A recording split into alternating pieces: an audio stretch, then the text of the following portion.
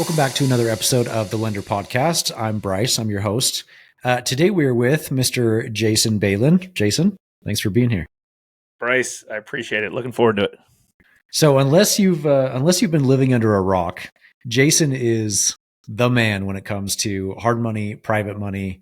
They've got a very, very successful operation that I'm excited to dive into today. They've also got a very successful podcast. They've got a very successful YouTube channel, email marketing. You guys are a well-oiled machine, and I strive to get there someday. But you've definitely been a mentor of mine, so I appreciate you being on the podcast and imparting some wisdom with us. Yeah, very nice, kind words, Bryce. I appreciate it. Well, they're all true. I promise I'm not just buttering you up. So I think this will be very, very great for the audience. So for those of the listeners who have been living under a rock and have no idea who you are, give us kind of your elevator pitch and your background. Yeah, absolutely. So my name's Jason Balin. The majority of my time is spent running Hard Money Bankers, which is a private lending company in the Mid-Atlantic area. So DC, Maryland, Virginia, Delaware, Pennsylvania, New Jersey, Mid-Atlantic, East Coast. That's where we focus. We started this company in 2007 with my business partner, Chris Haddon, and I. Had no idea anything about this business at that point. We were like lots of folks now that own or run private lending or hard money lending companies. They came from the real estate space or the mortgage space, and they didn't like the control. They didn't like the inconsistencies. It was very hard work to flip houses and to own rental properties. And we figured it would just be easier kind of being on the lender side. We like the finance side a lot more. You know, back in the mid 2000s, the market was very different than it is today. There was no liquidity, or it was limited liquidity, I should say. If you searched or looked for a private lender or hard money lender, typically you found like older 70-year-old attorney type that maybe owned a title company, and those were really the capital sources and the investors, the lenders back then. They didn't have like formal flushed out hard money lending operations like they do today. There was no institutional capital back then. You know, capital in general was hard to find, but if you could get your hands on it, as a lending company, it did make your life a lot easier back then because there was no competition. And back in the day, the good old days when we could charge 15% and 5 points, which is just insane to think now. It was great. And then the institutional lenders came in and mixed this up, which wasn't necessarily a bad thing. Back in the day, there was a lot of 100% financing, and there's good opportunities. And when I say back in the day, it was kind of like between the real estate market between like 2001 and 2007 was very, very hot, and then 2007 into 8, Great Depression or Great Recession, I should say. A lot of stuff shook up, and then 2009 to 12 was kind of at the bottom. And then institutional capital kind of came in around 14 or 15 and really shook it up because the market was just so much lower. So I haven't obviously seen everything. I've only really been through one big real estate cycle, but I learned a lot, and we were kind of lucky that we started this in like 07, 08, right? Like if I had started this in 05 and, had, 100 deals in my books, and then 07 came and you might not still be here. Yeah. You don't know, but I've kind of learned how to be very, very conservative with our investors' capital and our capital, mostly because it wasn't any of our capital when we started. And I was terrified to ever have to, come to the office one day and make a call that an investor lost money, and knock on wood, that hasn't happened after almost 4,000 loans. So, Amazing. but it is something that it's something I fear. And because of that, it's caused us to be very, very cautious. And that, is part of our business model. Which is amazing. Amazing. Okay. So a lot of things to dive in there first, but I am curious. So like you said, 2007-ish, I'm sure that hard money, private money, like you said, was not nearly as common as it is today. It seems like a very interesting like career path. What was kind of the catalyst that like got you guys started? Like I know you touched base like briefly on the mortgage lending, but like that seems like an interesting shift. Yeah. So right after college, So my business partner Chris and I both went to college together, or both went to high school together. So and middle school together. So we know each other there. Oh, And I didn't know that. Wow. yeah, we went to high school together, and we were friends. I wouldn't say best friends, but we were friendly. We played high school sports together, and I went to college. He went to college, and after college, we both moved back into the area, to the local area where we grew up, which is like Montgomery County, Maryland, which is just outside of Washington D.C., about 30 minutes south of our office. And we both realized we were entrepreneurial and into business and making money and things like that. I became a real estate agent at that time. He was working at a bank. It was SunTrust Bank, which is now Truist Bank, and he was doing loans. About a year or two after I started selling real estate, I was like, selling real estate is hard. Like, I thought it was the best job ever. And I remember talking to my parents and be like, why doesn't everybody do this? I just sold a house to a buddy of mine, from high school, and I made $5,000. This is great. And they're right. And they kind of like, yeah, just keep it going. And I realized ignorance is bliss. Yeah, exactly. That it was challenging. So then I started working at a mortgage company as well. And probably like year two into that mortgage company, and being in the mortgage industry at that time, I don't want to say it was easy, but like, this was with subprime lending and stuff like that. Like, it wasn't, there was a lot of refinances going on and stuff like that. But I'll never forget that I was talking to this borrower, and, I thought the deal was good, but I took it to my boss, and, in essence, we were correspondent lending and, selling these loans to other lenders, and we couldn't get it approved. And I was like, Mark, this deal's good. Like, these are the reasons. It's low collateral. I know that, his current situation isn't great, but like, I feel like it's a good credit risk. So he looked at me and was like, let me see that deal. And he looked at the file. He's like, you know what? Here, give me this deal. We'll do this. And I was like, what do you mean? He's like, well, I'll just be the lender on the deal and I'll fund the deal. And that was kind of and this was an owner occupied property. A lot of people back in the day were doing owner occupied deals. Oh. They were called Section 32 loans. So in essence, you could do a high, there was still a usury, but you still could do it. Like today, you really couldn't lend on something like that. It had to be an amortized loan over a certain period of time and stuff like that. But it's called a Section 32 loan. They had like, rescission period and things like that. Regardless, like that got me thinking of like, oh, wow, like you can just be the lender. Like you can be the bank. I mean, think about it when you're in your 20s and you don't really have any proper education or with that. And all of a sudden you just be like, oh, you're the bank, you're Wells Fargo, you're Bank of America. Like right. It was definitely a new topic that I wasn't, I had no idea about back then. And I realized, then that he had about 100 loans in their portfolio.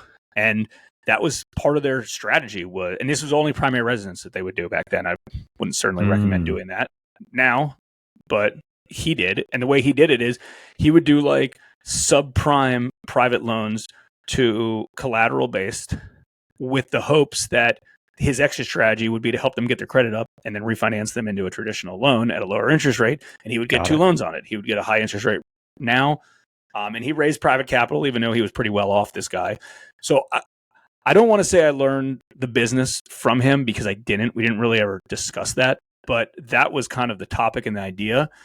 And then years later, when my business partner Chris and I were going to start a company, and we're like, let's go start a mortgage company. And this was like early 2007. And our like, we set up an entity, we did everything, and we're like, this is also pre-licenses. You didn't need a mortgage license back then like you need today. And the goal was, cool, we're going to start this mortgage company. And that was going to be the plan, just like we'd already known how to do mortgages and sell them and who were buying them and the companies. And then, lending operations started going out. Countrywide closed and things like that. And Chris and I had hooked up with an attorney that had owned a mortgage company and a title company as well. And we were talking to him and he was like, dude, you guys should just start a hard money lending company. I can help you with legal docs and some of the other stuff and do your title review. I might actually know some people that want to invest in some of these deals. Like, it would be way better just to concentrate on the hard money lending side instead of being a mortgage company. And that's kind of where it started, was that. So we had the aha moment. I'm sorry, we had like how to do it years ago. The real aha, which I kind of skipped over, was, and I think this is a similar situation to you, Bryce, was we were flipping a few houses at the time and owned some rental properties. And I was flipping a house in New Jersey, which was out of market, with a buddy of ours that I went to college with. And Chris and I were, in essence, we put up some capital into that deal from a HELOC that I had on my primary at the time. And the whole darn thing took 9 months. It took so long. I got sick once when I was up there, like changing out fascia and soffit that I had no right being on a ladder doing because I didn't know. I thought it was cool because I watched Flip This House, season 1 because that's when it was back when it was back then. And I was like, this sucks. Like, and I was telling you this earlier or another time, Bryce, about this guy Ray out of Texas who lent money to us at 15 and 5. And I was like, fuck, man, I need to be Ray because this is hard. This is hard work. So like those were all kind of the aha moments that came together. And then, at some point, if you want, I can share the first deal we ever did at Hard Money Bankers and how that went. Okay. But that was kind of the aha of like getting like understanding it and be like, you're right. Like we should just be the lender for these hard money. And one of the things I hated doing B2C stuff, like business consumer stuff. So I was really excited to work with real estate investors and not consumers that were emotional about the transaction. And I also had like a small area of time that I was doing some wholesale, wholesale mortgages as well. And I knew a lot of mortgage brokers that I made relationships with through that. So I kind of figured like, oh, hey, I know people that want hard money loans. Like this should be easy. So that's kind of the end of like before HMB started. Right. Oh, wow. Okay. So the biggest question I have is, we've talked about this before. Like you kind of have that natural progression. You go from rentals to flipping, and then you decide this sucks, and you move to the lending. You had that a little bit, but the biggest thing I see is that a lot of people will move like the equity or their working capital from flipping into lending, and it sounds like you didn't really have that. Like you guys were pretty broke when you started, which is 100%. is a good testament to kind of how scrappy you guys are, but B, I think that gives a lot of hope to other individuals who want to get into lending but don't have any capital. So what was that like when you don't really have this track record already? Trying to, it's how. What was that like? Yeah, it.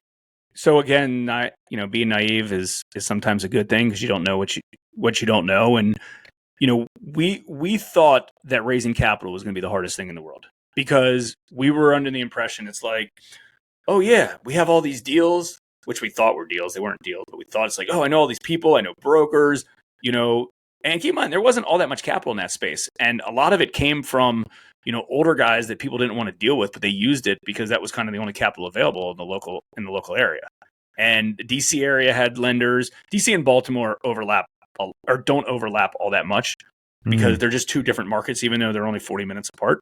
And, I grew up in the DC area and I had worked in Baltimore for a while and we're hanging out in Baltimore and owned a property there. So like I knew both those areas and neither one of them overlapped. So like if we could be DC lenders, then we could be Baltimore lenders. And that didn't exist before. Nobody was doing both markets back then. And point being is I thought we had all these deals. So we're like, okay, Chris, how are we going to go find deals? And, Chris has told stories about how like he used to put on a suit to go do investor appointments because he thought that's like how you have to raise capital. Because we didn't know, and I mean we're mid to late 20s at this point, so we didn't fully know exactly what to expect. Like we didn't have like family money to like our parents weren't going to give us money into this stupid venture, so like that wasn't like we weren't even going to ask that. That wasn't an option. And the guy that the attorney that in essence was helping us with like doc prep and stuff like that. There was a little hope there because he was like, hey, listen, I've got a family member that, has some money in a 401k, I might be able to help him convert it into a self-directed IRA for you guys. And you guys can use some of that money to lend out on. And, we can split points up and stuff like that. So we kind of had that of, okay, cool. Maybe that'll be an option. And, he kind of helped us with some people that he knew. Not necessarily the heavy lifting, but like, hey, I did docs for this particular guy and he lent it out to some idiot and he's going to lose money on this deal, but he still has more money. If you find a good deal, he might be interested in investing with you, things like that. So we had like kind of situations like that. And it was funny because the original business model wasn't to like service loans. It was kind of just broker loans, just like the regular mortgage industry. So it was like, cool, we find the deal, we keep the points, you keep the interest rate. And we learned that backfired deal one after we brokered a deal to somebody and they're like, okay, cool. Well, how do I get my monthly payments? Who's the bar? Like they didn't know anything about it. They were like, okay, cool. Like when do I get my payment? Like, we don't care about the deal. We just want our 15% rate of return. Right. So we're like, yeah, that might not be a good model because we're doing like, forget the economic side of it, but it was like we're doing all the heavy lifting, and then like we're essence just servicing this for free for these guys. That's where we came up with the note rate -3 that we stand by today. So back in the day, it was 15%. The investors got 12. We would get 3 to service it. Today, it's we lend out at 12.99 or 13, and they get 10, and we get 2.99 or 3. And keep all the points. So like a lot of this just kind of stemmed from setting it up like that. And we did like investor presentations where we met up with, people, like we invited people that we thought were high net worth. They weren't, but like we didn't know that. Like we didn't like anyone who was like, hey, you want to invest in these deals? And we did like lunch and learns. I mean, we did try everything. I mean, we had a website that we took down because it probably wasn't compliant years later, called I Hate My Stock Portfolio, like different types of things that we tried to raise capital with. But one, I know this sounds kind of crazy, but one of like the best capital source investors that we had, and we still have today, were other hard money lenders that just they just didn't have the deal flow or as good as deal flow. So they'd look at it and be like, we can use 2007 rates or 8 rates, but like in essence, it was like, cool, I'd rather get 12% on a really good deal than like what I'm charging now on not a great deal, and you guys can do all the work. And that was kind of the sell, was like, hey, you can make more if you're doing these deals yourself, but you have like liquid cash over here, not doing anything with this. Like, you can also do our deals. And today, we still have a lot of capital investors that are like that. They're going to get 10% in our deals, and if they find their own deals, they're going to charge whatever they want. And typically our deals end up being better because we built a marketing machine to try to get lots and lots and lots of good deals. But that's not really a place that I think a lot of folks think about on the front end, to like just go to their hard money lenders and see, if they want to invest in your deals. But that worked for us. And the first deal that we ended up doing actually was in Ohio, even though I don't know why it's in Ohio. We've never done a deal in Ohio since, and never would. And we're a local lender, but it was a deal that came to us, and the guy owned and we learned a lot from it because he owned 3 or 4 single family houses and 1 commercial property, and we collateralized all of them. Luckily we did have that attorney early on that knew how to paper some of these files. So that helped us, because I didn't know how to paper that, how to collateralize some of that. I mean, there's a lot of sophisticated real estate investor or hard money lenders today that I talk to that don't know how to collateralize something like that. But that was just the legal side of it. And it was a $150,000 loan. We charged 15%, 5 points, $1,000 commitment fee, or like junk fee, some valuation fees. And the attorney I was telling you about, one of his investors that he knew put up the $150,000, and the loan stayed on our books for like 4 years because, what's the problem when you do a rental property loan and you're just giving a borrower cash out? They don't have exit strategy. Right. And typically there's more risk in a deal like that. I don't know that then. I know that now. And it ended up working out fine. I mean, we made a good amount of money on it, but that payment was made out to, or when we closed the loan, the lender, the HUD, actually the lender was the personal guy's he was the lender technically on paper, because we didn't know how to do assignments back then. But all the money was made out to a different entity, our home buying entity that Chris and I had, and we took that money and we went to the bank, set up Hard Money Bankers LLC, Hard Money Bankers everything, and we took that $7,500 and put it right into that account. So we took $7,500 from the points, we put it in that account, and then I don't know where the other junk fees went. Maybe that went in there as well. And that was it. And that was December 2007. And then year 1, it was either 18 or 23 loans in 2008. Wow. My goodness. Wow. Okay. And then 2009, 2010, what did that look like? Doubled. Were you still pretty busy, or was it just every year was doubling? We doubled for 8 years, I would say. Okay. I think we're going on year 17, and we've been pretty stagnant for the last 10, or 8 or something like that. But yeah, it was 18 or 23 loans, and we went. I know full year 2 went to 56. Then I think we went to about 98 or 100. It was about double every year. And the funny thing is, it was just myself and Chris, and we didn't have identified roles of like, now it's we overlap in some stuff like marketing and business growth stuff, but I'm very much front end of, origination and underwriting and running processing teams and stuff. And he's very much back end CFO, accounting, controlling, portfolio management, servicing, stuff like that, defaults. So, but we didn't have that back in the day. It was like, oh, this capital investor, you go talk, or let's go talk to him together. But you run point. Oh, the phone rings. Cool. Let's, you talk to him because you answered the phone, type of thing. And then eventually, and God dang, this stuff dates me too when I'm about to say this. But but then it kind of got then it got to a point where we kind of divided up roles. And back in the day, they probably still have this, but it was called a Vonage phone, which is like a voice over IP, and Vonage was the thing. Yep. And I had this find something that could be like a phone here in my office, but got this ruler. So in essence, we'd have this Vonage phone, and anywhere I would go, I would just plug it into the internet, and then that was my office line. So I would bring it home and put it in at my house, and I'd bring it in and I put it in the office. And that was my my bat phone that I had everywhere, because back then we started marketing, and marketing came really quick. Our phones were ringing off the hook just from kind of being active.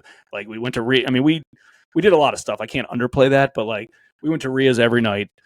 We divided territories. Chris was in DC because he was living there in the time I was living in Baltimore. So I went to the Baltimore RIAs and the meetup groups. This was before meetup. It was just called RIAs. I went to those. He went to these. We were literally working out of our car because we would go to and do upfront inspections and valuations on all these properties and do all the inspections.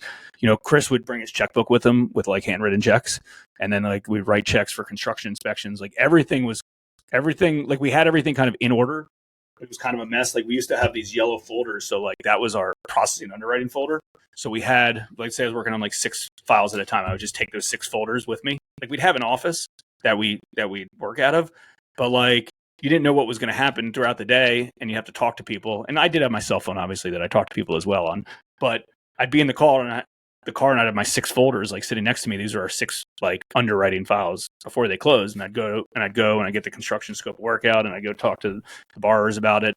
And I learned a lot being on the road, and we created really, really good relationships with borrowers. And in essence, I was in DC Monday, Baltimore Tuesday, DC Wednesday, Baltimore Thursday. And I'd go to the office in the morning for a few hours. Then I'd beat rush hour traffic, and then I'd have to leave DC by 3, go back to the office. And then that's when I would start answering calls, returning phone calls, and things like that. And it was well-oiled machine for, first 5 years before we hired anybody. It was wild. But I wasn't working when we started. Chris actually still was working at SunTrust for maybe the first year. But this was, and, but whatever, the good part about this business is there is low overhead, especially at the beginning. Right. Typically payroll adds up, marketing expenses adds up. There's other stuff that adds up. But at the beginning, you can do this with nothing. I'm talking if you want. No expenses. Your personal cell phone, personal computers, some gas money. That's it. You can do. So I remember if we used to do a deal and we made we've never done a capital contribution back into the business except that first deal. That was our seed capital that we did. And every deal after that, we took out money. And we used to take out money on a per deal basis. And then eventually just turned into, monthly distributions or quarterly distributions. But, we closed the deal and we made $6,000, and we're cool, let's each take out 2,500 and leave 1,000 in the hopper. And we didn't have to have a lot of reserves. It got to the point eventually as we grew where we realized we had to be the capital investor in these deals because we're giving up too much by just not being the capital. We should be the private investor. So then eventually, we would, put more capital back in the company, into accounts for that. But early on, until whatever, we were able to make, as in our 20s, we were able to make, whatever, $50,000, year one, owning our business. We had very little overhead. So it worked out. And then again, just start doubling for a period of time. Well, and 15 years ago, that's a pretty good wage, fresh out of college. That's impressive. Yeah, it worked. But we were definitely the young guys on the street. This is, I think, 2 or 3 years after YouTube started. So we had some crappy digital cameras. So we started taking YouTube videos, and if anyone wants to see any crappy YouTube videos, our actual YouTube page for our lending business is Hard Money Bankers, and just descend by, date, and you'll see some from 2008 maybe or 9 or early on, and they're really crappy videos. Not just low quality, but just very bad videos. But like, we were like, let's just do this. Like, let's just jump in. Like, we weren't really scared to do anything. The only thing I was scared about was losing capital from investors. And I mean, we were very like, I don't want to say we were more conservative than today, but like we were very conservative, like, because you didn't know what you want to know, and there's deals that I remember passing on that we were like, God, that was such a good deal. Why did we pass on that? But I will say that if you don't have capital to start with, or you're in the midst of raising capital, the easiest way to do that is just do the best deals ever, because the capital investor will never say no. And there's like always a few buying questions that when we would go on investor meetings and we would talk to, or we present deals to capital investors, they'd be like, wait a sec, I don't get it. Why wouldn't this person just go to a bank? They got good credit. They're putting 40% down. They've done this before. Like, it doesn't make sense to me why they wouldn't just use a bank. And we're like, oh, damn, we got them, because they're not walking away from that deal, right? Like, if they ask that question, they must think how strong that deal is. And the answer obviously is like, listen, this person's very bankable, just like a lot of the borrowers that we work with, but they need to close next week. They don't want to go through all the hoops, all the red tape by doing so. It's just easier. And I know, them paying 15 or today 12 to 13% seems like very expensive, but it's cheaper than them missing out on this deal. And it just won't work. And that was always that was kind of always like made us feel good when people would say that. Investors would be like, I don't get why these guys were just used for a bank, because a lot of people think that hard money lending, there's a stigma of, number one, the term hard money. Like, what does that even mean? Right. Like, that seems like a bad term, but more importantly, they think it's subprime lending or high risk lending. And, I don't believe it is. I mean, it could be if you structure it like that, but it doesn't need to be. Yeah. Yeah. Agreed. Well, and you made a good point too. And I tell people this a lot, because there's, especially when you're getting started in real estate, you're naive, right? You're ignorant. You don't know what's going on. And you're like, man, I don't have the funds. I don't have the capital. And the thing is, you don't know what you don't know. And you think there's not capital out there. But I tell people this all the time. Like, if you have a deal and it's a good deal, the capital will come. Like, yeah. if you have no deals, seriously, like I will tell people that want to get started in real estate, like, spend 4 hours a day knocking doors, and I guarantee you will find a deal, and then post it either in a RIA group or come to someone like you or I. And if you really do have a rock star deal, like the money is so easy to find. It's the easiest part. Yeah, I agree with you. But especially folks newer, everyone thinks it's a good deal. And it might not be, right? Like, you don't know what a good deal is. Like, and I'm talking about like a real good deal. Like, I'll give you a quick story on this. So March 2020, right when COVID kind of hit, one of a good buddy of ours who's got a few $1 million invested in deals with us. And, he's a friend. He was like, I asked him, he was asking me about my opinions on some stuff. And he's like, yeah, I'm just going to be sidelined here to see what things shake up. And I'm like, what do you mean you want to be sidelined? You're going to take all your money and put it in cash and just be sidelined? He was like, well, I'm a little scared of what's going on. I don't want the real estate market to crash. And I'm like, listen, dude, there's a difference between being sidelined and just being more conservative. And I'm cool with that. So I gave him an example, and I'm like, hey, listen, let's say this is a property in DC that I had just gotten, and the guy got it at a really good price. He put it under contract like during COVID, like the few days of COVID. And I'm like, let's say so-and-so comes to you and they bring you 123 Main Street in Northwest DC, and they get it under contract for 600, and they come to you for a loan. And let's say they only need 300. Would you do that deal? He's like, of course, man. It's a home run deal. Of course I do that deal. I'm like, well, you're not sidelined yet. And guess what? I have that deal, because this guy called me yesterday. And he asked, and I was conservative, and I was nervous, and I told him to put down 50% of his purchase price, and we'll fund the rest, because that's what we told everybody for 3 weeks during COVID, and we still had a bang up portfolio. We got the best of the best borrowers, because guess what the alternative had? Nothing. Right. No one else was lending, and this is pre Pierce Street going under, but like none of the institutional capital sources were lending, and a lot of people were scared to lend, and I get it. So structure it to make you not scared. And he's like, "Oh, I'll do that deal. You guys need an investor on that deal?" and Right. and I was like, "That's not the point. Probably not." But like, what the point being is like structure it the way that it makes you feel good. Like, pretend it's all your grandmother's money. And listen, if you're over conservative, is it hard to grow? Yeah. Is it hard to get good deals? Yeah. So like, you got to pick your poison. Like, do you want to be more aggressive and potentially like more risky to do a little bit more volume? You want to be more conservative and do less volume? Like, you got to figure out, what works best for you and your personality type and your threshold. And I'd like to say we intuitively did this, but I don't know if that's true. But like, we always were marketing from the beginning, like going to RIAs, doing stuff. Nobody told us to do that. I guess we kind of just were like, hey, we should just go find deals. And the more we marketed and the more deals we got, the better our deals were, because we just had tons and tons of them coming in. And, there's been different seasons inside our business where deal flow has been down, deal flow has been up, quality's down, quality's up. That's always the case.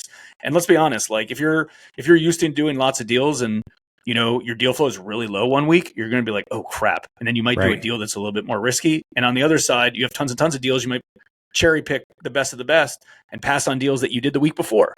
But that's the decision that you can make. And, the beauty of this business is you can get the same deal in the same bar that comes to you 3 times in a row or 3 weeks in a row. And you can quote them different numbers based on how you feel as the owner of this company and as the investor and the lender.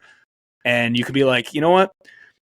I think I want to be at 100 grand today. And maybe yesterday you quoted the guy 90, and maybe tomorrow you're feeling good and you quote him 110, and you can make that decision. But you got to be able to be responsible and, be a good steward of your investors' capital and your own family capital. If you're putting the money up, and, you're not making your money when you close a deal, like a mortgage broker or a real estate agent would make money. You're making money when that loan pays off. And there's a lot to be said about that. And it's a different thought process than I think a lot of folks are used to. Yeah. Tell me, so I've struggled with this because you're definitely more conservative than I have been in the past. And I think you're more conservative than most, which is probably a good thing. And from you guys and the things that I've learned, I'm definitely beginning to become more conservative, but I still have problems turning people away that are, it's a good deal. They're a good borrower. Everything makes sense, but it's just not. So for example, say like $150,000 purchase price, $350 as is current value, not even ARV, like a really good spread on the project. But in that case, like with that situation, you would still require them to bring cash to the table, right? Wait, so they're buying it for $150 and it's worth $350 as is? Correct. And what's the renovation budget and what's the ARV? Renovation's probably 50, ARV's 500 to 550. Like a screaming deal, really good deal. Yeah, I mean it's a super screaming deal. So I mean, I don't. But you would still require them to like bring cash to close, correct? I mean, the first thing I would tell them, I mean, personally, if this was the exact, if somebody called me and I would say, hey, listen, man, you got $200,000 in equity. Why are you even messing with it to try to reap additional rewards? Freaking take your 200 gross, wholesale it or sell it, wholesale it, and move on. That would be the first thing I would tell them, and see where their head is on that. But that would be first off. I don't see deals like that are that strong. I mean, most people that in our markets that we're seeing, they're buying it for investor retail, which to me is like, yeah, cool. I'm buying it at an okay price, and like, so be it. Like, there's no room to just buy and then resell something. They're making their money because it's a value add project. And so I don't really see those, but yeah, I mean, I have in the past, and we did 100% financing early on, and the market was different, right? I mean, I was, there was areas I was doing $200,000 loans on that the property's worth $1 million now 10 years later, but you don't know that. My concern in today's market is that pretty much all areas of the country, the properties have appreciated so much, over the last decade, and then it appreciated like bonus since COVID. A lot of properties doubled since COVID, right? So they kind of like doubled between '09 and 2000, then doubled again in the last 4 or 5 years. So like that makes me nervous of like, if there's a correction, what happens? In some markets, obviously, some will overcorrect, some won't do anything. Like it depends. It's very so I mean, I can only speak for my region and the areas that we're in, but I'm nervous that stuff's overpriced. I mean, the rents don't support the price if somebody was buying a property. Like you can't really buy rental properties that make sense. The interest rates obviously have gone up, 200 basis points, maybe more, and the real estate market hasn't changed. Like it didn't even slow down, so that's scary. So I just think I've seen a lot of borrowers walk away from sweat equity, but not their own personal cash. I've seen people walk away with personal cash as well. But I mean, I've done deals where I did a $170,000 loan amount because I didn't really like the deal. The borrower brought $170,000 into the deal of his own money. It wasn't gap funding. He put up 170, we put up 170, and he walked away from the deal. And we ended up having to take it back in foreclosure. Like shit still happens. Wow. You never know. I'm not saying that's common, but like there's a lot of one-off situations after you're doing volume that equal a lot of stuff. I mean, we become concerned. We've a lot of us being conservative is learning from not necessarily mistakes, because a lot of the deals that have been defaulted, we would still write the exact same way, but learning what happens on transactions and being like, oh man, like cool, we can't lend in this particular neighborhood to lower credit score borrowers with big construction projects because they all default. If they can't manage their, like it's hard enough for an expert to manage $100,000 construction budget. How's somebody going to do it who, one, inherited a property that's never done this before, or two, has low credit and they can't manage their household expenses? And then what happens if, they run out of cash and they're like 90% through the finish line, but then they don't have any access. They have, low credit. They have no access to any other capital. They can't get a credit card line. They can't go to Home Depot to get, whatever the case is. So a lot of this is just learning from defaults and seeing that default, like a real bad default loan can eat up a lot of equity. I mean, there's the reason why, you always have 35% plus equity in these deals, because if it's a contested foreclosure or a bad default, or if you're in a, also depends on what state you're in, right? Some states, the process could take a year or longer than a year. Some states it can be done in a few months. So you got to take that into your underwriting factor. But we've seen it, and we've seen, good deals where crappy situations happen, where good borrowers go over budget, and, shit happens, right? Like we had $100,000 of equity that gets eaten up really, really quickly. And soon as and the big issue in general is if a deal starts going sideways and the borrower walks away from the property, there in essence ends up being a lot more deferred maintenance than one might think. If a property is renovated and on the market, it's a good renovation, like the risk is very low. Right. The issue is day one through day like 90. Right. Because the borrower walks away day one, maybe not the situation you just said, but they walk away from day one. Like most of the times the lender's in a tough spot if they gave them high leverage loan. And if the property is only 50% renovated and maybe they didn't do everything perfectly, even if you monitor it, it still doesn't mean that it's going to get done perfectly. You can get stuck in a bad spot and you have to like redo stuff. So we've kind of taken the stance that we want to make sure our borrowers have enough skin in the deal, even if they're buying a home run deal, just to prevent them from walking. And part of like my sales spiel script to them is like, listen, I don't want to babysit you, and you don't want me to babysit you. Honestly, if you can put down a little bit more money, it's just going to be an easier transaction. The draws will be quick. I'm not going to micromanage you over like a $2,000 draw. If you tell me that you spent if you told me you spent 12 grand on this roof, and I know it probably only cost 7 grand, like I don't care. I don't care because you're already fully vested on the front end. So I use that in scripting, and like that has to be done over the phone or in person. It can't be done like kind of over email because, I'm quoting them a $150,000 loan with a $65,000 cash to close, and they're finding someone to give them, $27,000 cash to close. So I got to justify the $40,000 gap, and I can justify it with, hey, we've been around for a long time. We're local. We can meet in person. I'm going to give you quick draws. I got a full-time inspector on staff. It's going to be an easy transaction. We're going to close on time.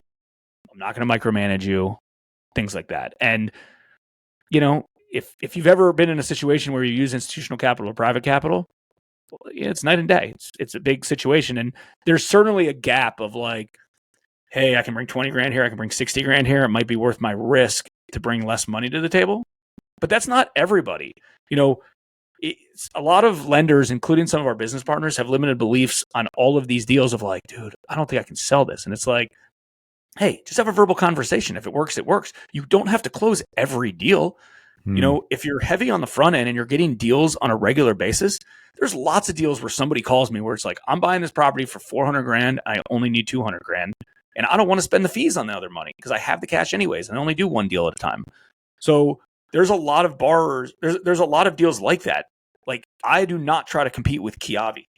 Like, Right. if they're trying to do something with Kiavi, like, I'm not going to compete with them. If all they care about is a cheap rate and high leverage, and that's the only thing they're worried about, like, listen, I'll try to sell them on why they should try to go with us. But that's it. Like, I'm not going to fight with them. The answer for somebody like that is, listen, let us think of me as your plan B lender, right? Go down this road, see if it works out. I hope it does. If for some reason they back out last minute or you got to close in a few days, give me a call. I mean, there's lots of reasons that those good lenders, or I shouldn't say good lenders, that's the wrong word. Those lenders in general can't do deals, even for good borrowers. Sometimes the wholesale fee is too high. Or sometimes the construction budget percentage is higher than the purchase price. Like, there's other things that occur that those deals will fall out, or they whatever, they can't close quick enough, or the appraisal, it under appraises, whatever it is. And I'll tell people that, and I'll say, hey, listen, give me a call, and that'll work. I mean, the majority of our portfolio, the majority of our good borrowers, they're doing dozens of deals a year, and I'm doing a few of them, and that's it. And I'm not trying to do their 20 deals a year. Give me 2 of them, and I'm happy. And I'll get a lot of people that can give me two deals. So that's our strategy. We talked about that too in the during the inner circle meeting in Tampa recently. Is like, you don't want to compete on volume. That's not where you're not a points machine. That's not where you're trying to make your money. Like, it's not about. And that's been a big like mental shift for me too. Like, it's very wise to be able to streamline, slim down. You get to cherry pick the best of the best, and it's just an overall business model. And you also touched on this a little bit before, but like B2C versus B2B. Just in like some of my past experience, B2C is it's the biggest pain in the ass. Like, you're just like I have sold, I'm in the software space as well, and so I have sold $10 a month subscriptions, and I will get clients who will email me asking for the world. Or, we have $10,000 software clients, and they send me an email and says, "Okay, wire sent, let's get started." And it's night and day difference. Like, B2B is where it's at. Yeah. I mean, why do you think, like, it's the same reason why we only do a mastermind group for high level lenders and charge a premium for it? Because I'm not coaching. I'm not maybe babysitting situations. It's like, hey, listen, I'm happy to do consulting, and I'm happy to help you with what's working and what's not working. But like, we're beyond the 101 stuff, right? It's the same situation. And, I remember I've heard this story lots of times by multiple different people. I think the most recent time was from Hermosi when, there was 2 different people, and in essence, you were selling the same product. One of them was like $59 a month, and one was $50,000 up front. And the one that was $59 a month was like, can you give me all the pros and cons and all the benefits and what I'm going to get out of this and where I should be in a year? And, the other guy that was going to pay 50 grand just said, what's your wire instructions? Yeah. And that's what it is. And that's what it is. The same thing with our mastermind group. It's the same setup. It's, hey, I want a cheat code I want to pay a premium for a premium service. And like, I understand that that's what the cost is. It's the same thing as with your software. And most marketers in general will always tell people to up price, like up price, because you're dealing with a higher clientele. And like, I don't want to mess with lower price point properties, mostly because, like, let's be honest, if I can make 3 points on $1 million deal, I'd much rather do that than on a $100,000 deal. Absolutely. So like, we have benchmarks where we like don't like want to lend in certain areas. It attracts the wrong type of clientele. I want sophisticated borrowers. A big part of our business is commercial assets, commercial loans that we really went hard on maybe 7 years ago when we really started. We were doing some before. And I mean, maybe this is also part of it because it filled a gap because we were missing out on a lot of fix and flippers that were using institutional capital when institutional capital was at its prime, right? So, and they weren't doing commercial stuff. And to this day, commercial stuff's really hard for other institutions, for other sources besides private capital, which has been great for us. And that's been huge because the level of sophistication first off, the loan amounts are higher. The level of sophistication is better. They're all real, legit commercial property owners that have good cash flow coming in. Just the overall experience is great. The only downfall on commercial properties is the exit strategies are longer and they're more challenging, but it's overcome by other stuff. Like as long as you have the right capital behind it, where it doesn't mind being outstanding for longer periods of time, like 90% of our commercial loans do not pay off within a year like they're supposed to. But I can do renewals year after year. You want a renewal? Pay 3 more points and we'll renew it for another year. Or if it's a deal that I might want to push out of a little bit, hey, pay a renewal and a 10% reduction of principal.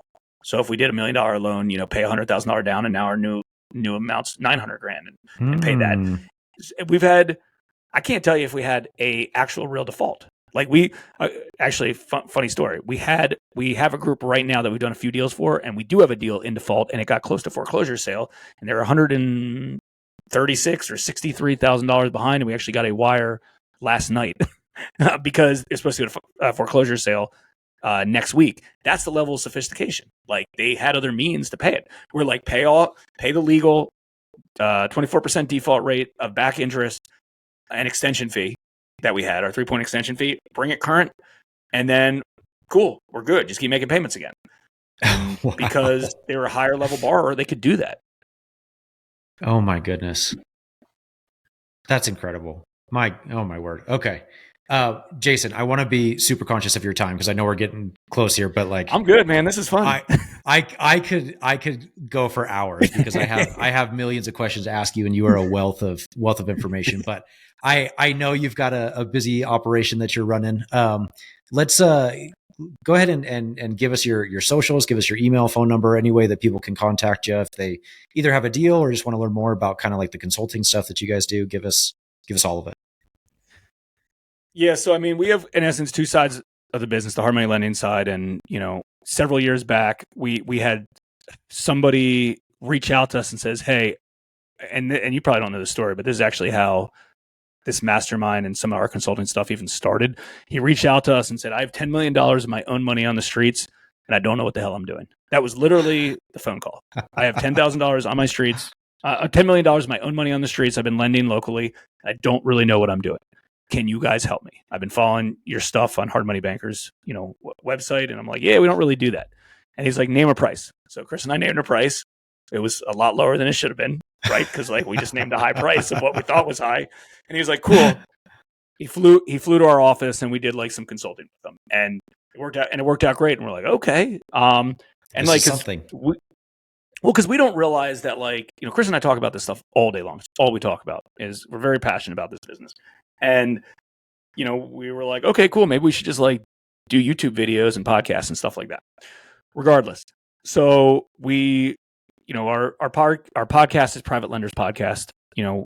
Bryce was on, was a great guest. We've tried to pick a lot of other hard money lenders throughout the country to bring on. And then a lot of it's just me and Chris, talking for 10 minutes about a certain topic. Usually it's just relevant topics in our office of, stuff that's going on. Sometimes we'll do case studies on deals. So Private Lenders Podcast, you can find that on all the platforms. That's always a great way. And yeah, our main lending company is hardmoneybankers.com. And, I'm in our office grinding on one of the 2 of those things pretty much every day.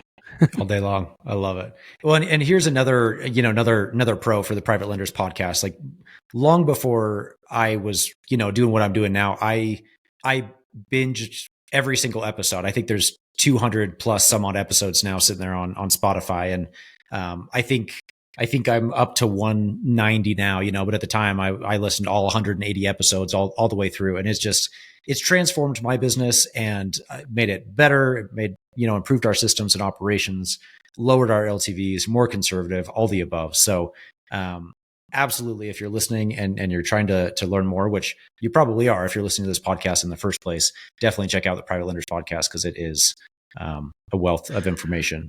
And then Jason too. At some point, we want to get Chris on here too, and kind of hear his side on the back end and managing the defaults. And you guys, like I said, you have a well-oiled machine, and you're doing a good service. So thanks for everything you do. I appreciate it. So No, it's it's fun talking about this stuff. It's good. It's good to talk to, other lenders that it resonates with, that understand, and, there's no playbook for this business, right? We're trying to kind of create a playbook for this and help based on our experiences, but there's no playbook, and there was not a playbook. And we didn't really have any mentors early on besides just begging some of these, 75-year-old guys. Well, I'm in my 20s. They're older than my parents, they're like almost grandparents age, to be like, hey, how do you do these types of things? And then talk. And everyone does it differently. I mean, the way you operate your business is different than ours. There's no right or wrong way to do it. There's a lot of different ways to potentially do it. And you kind of just mold. Like, some people have asked me, like, why do you set up like this? I'm like, I don't know. That's just the way we've always done it for 20 years. And that's the way it is. Yeah. And it's worked. So, I mean, I'm only, kind of talking about experiences that we've had. That's just, I feel like we've had a lot of experiences. We've had borrowers die. We've had lots of different things of like, what do you do in this situation? And I will tell you that I get a lot of fulfillment from our mastermind group because, you know how sometimes you learn from teaching or from on that side, like people ask me questions, and I get a lot of value out of that. And it's like, that's a good question. This is the reason why. So, it kind of sharpens my skills at the same time. I love it. So good. Okay. For, like I said, I want to be conscious of your time, so we'll let you go, but, seriously, thank you so much for being here. This has been so helpful for me and for all of the listeners too. So we appreciate you being here. It was a lot of fun. For everybody else listening, that's it for this week's episode, and we'll catch you in the next one.